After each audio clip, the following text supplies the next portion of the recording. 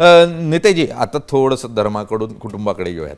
मधल्या काळामध्ये पालिकेच्या निवडणुका झाल्यात आणि त्यामध्ये नितेश विरुद्ध निलेश अशा स्वरूपाचं चित्र आम्हाला बघायला मिळालं. मुळात राणे कुटुंब तसं जिव्हाळा असलेलं, एकोप्यानं नांदणारं. पालिका निवडणुकांमध्ये असं काय झालं होतं की तुमच्या दोन भावांमध्ये अत्यंत कारण काय नितेश विरुद्ध निलेश कधी नव्हतंच.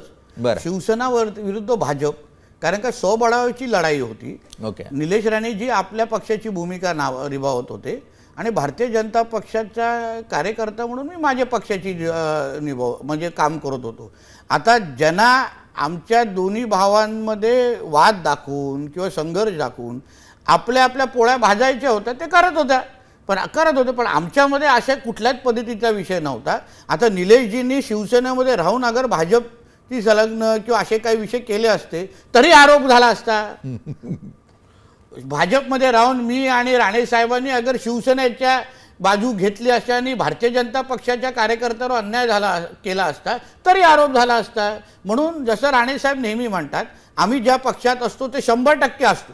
म्हणून ते त्यांच्या पक्षाची भूमिका राबवत होते, मी माझ्या पक्षाची राबवत होतो. पण मी तुम्हाला स्पष्ट जसं करतो, आमच्या वडिलांनी जसं 2-3 दिवसा अगोदरच्या सभेमध्ये स्पष्ट केलेलं, राणे कुटुंब हे एक संघ आहे, फेविकॉलचा फार मजबूत जोड आहे.